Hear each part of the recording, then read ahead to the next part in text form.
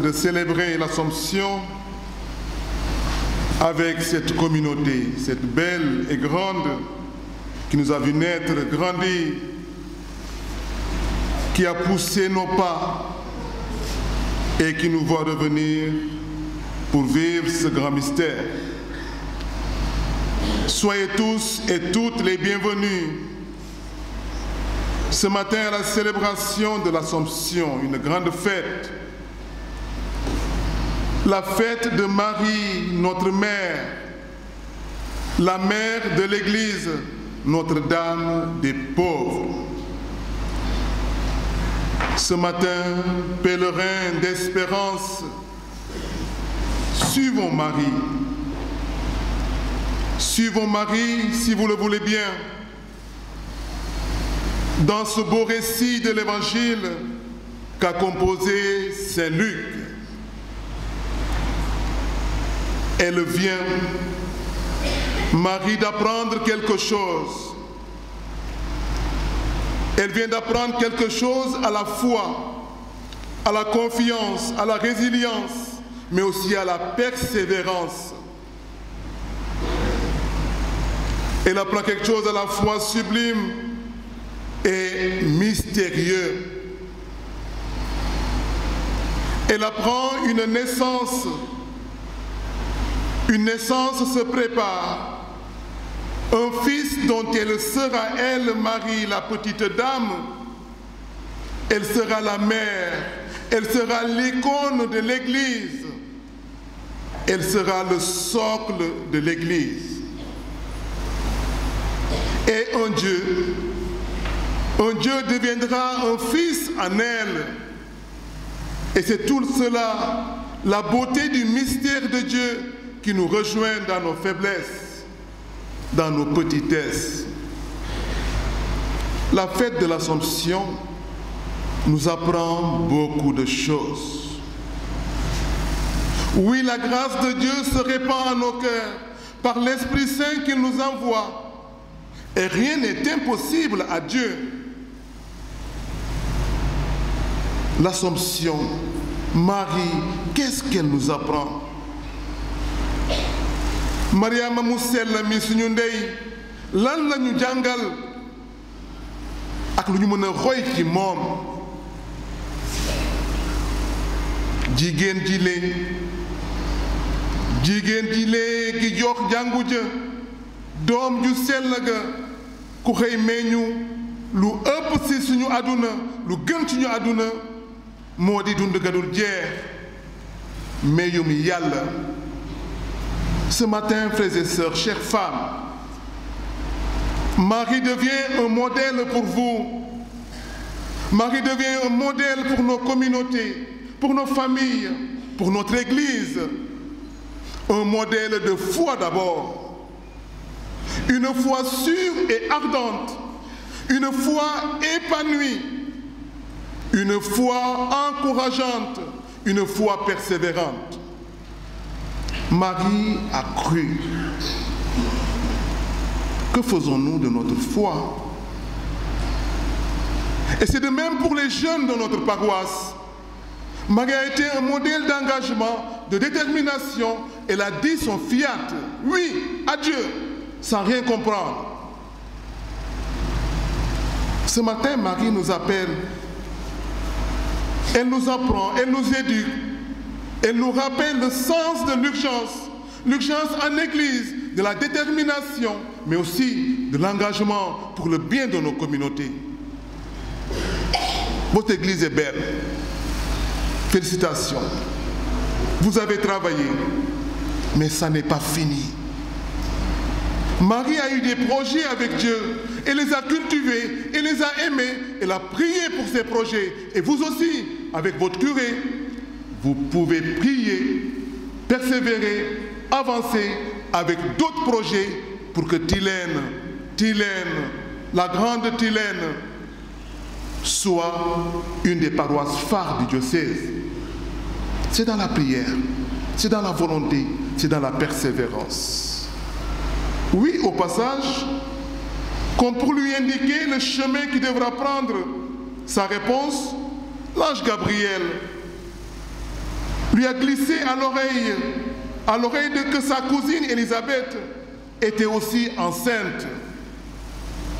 Elle qu'on appelait la femme stérile. Elle qui pouvait désespérer de tout, qui ne pouvait compter de rien.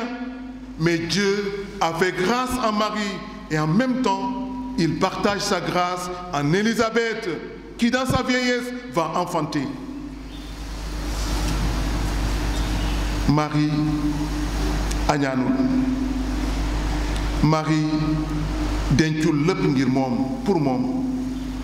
Marie bu mu déggee kàddu ga daw na seeti ki nga xam ne mooy mbokkam Élisabeth sédd ko li ko Yàlla jox. Aujourd'hui encore, l'Assomption nous apprend beaucoup de choses.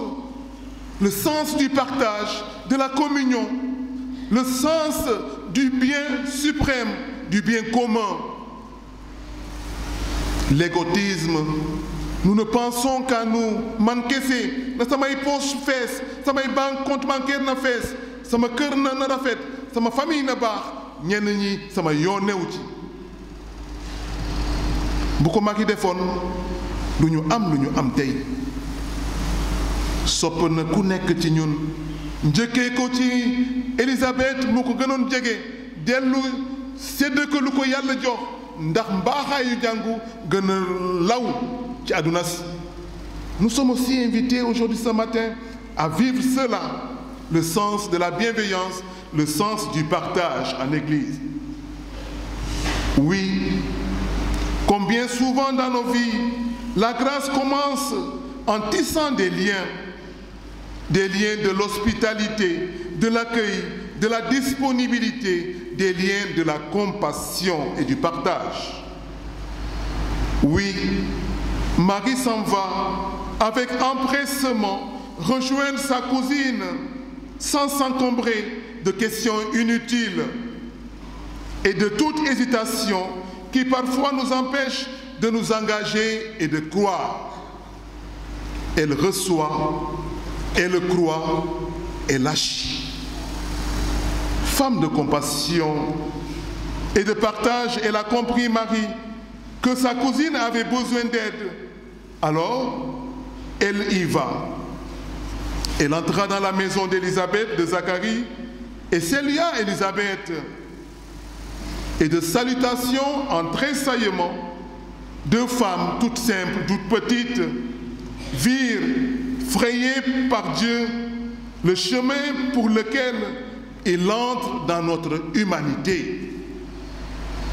Deux femmes toutes petites, incapables de tout. Et voilà ce que Dieu a choisi. D'où le sens de la confiance en chacun de nous savoir des enfants, des filles et des fils de Dieu, ceux à qui Dieu fait confiance. Il nous aime. Si nous tenons à lui, si nous restons fidèles, si nous croyons qu'il peut faire quelque chose en nous, eh bien, il agira en chacun de nous. Oui, frères et sœurs, juste une petite secousse dans le ventre d'Élisabeth, lorsque tes paroles de salutation sont parvenues à mes oreilles, l'enfant a tressailli d'allégresse à moi. Secouez, frères et sœurs, ce sera d'abord la vocation de Jean-Baptiste qui va naître de celle-ci.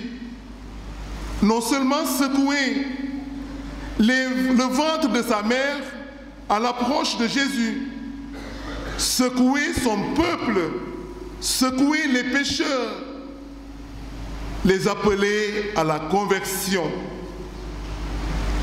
Mais revenons, frères et sœurs, à la montagne de Judée.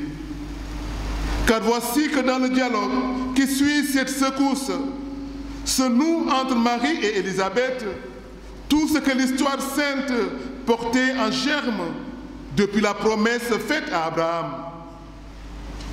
En toi seront bénies toutes les familles, toutes les femmes de la terre.